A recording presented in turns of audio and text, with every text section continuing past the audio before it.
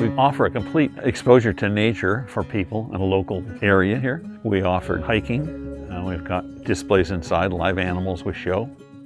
We also have programs for elementary schools where they bust them out here, expose the kids to nature, explain ecology and the history of the place. So it's a very, very intriguing and interesting park.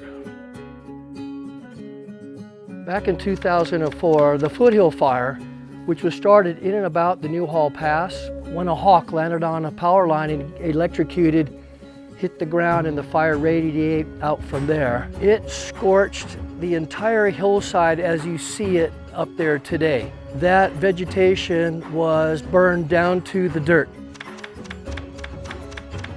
There was a fire down by the little cabin and going through the grass down there and threatening the whole place.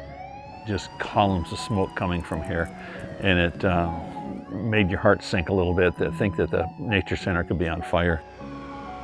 We burned out a lot of terrain. We ended up, we called it moonscape, a lot of areas that were just ashes. As bad as it sounds, we found remnants of a deer up there on the bones that obviously got caught in the fire or smoke.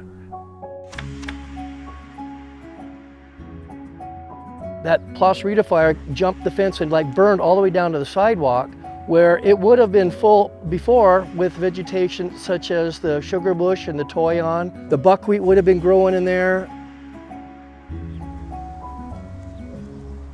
You can tell where fire has occurred recently or in the past by the amount of growth that has come back since that initial fire. It will come back eventually, but you can see where a fire happened right there simply by the height or the altitude of the vegetation.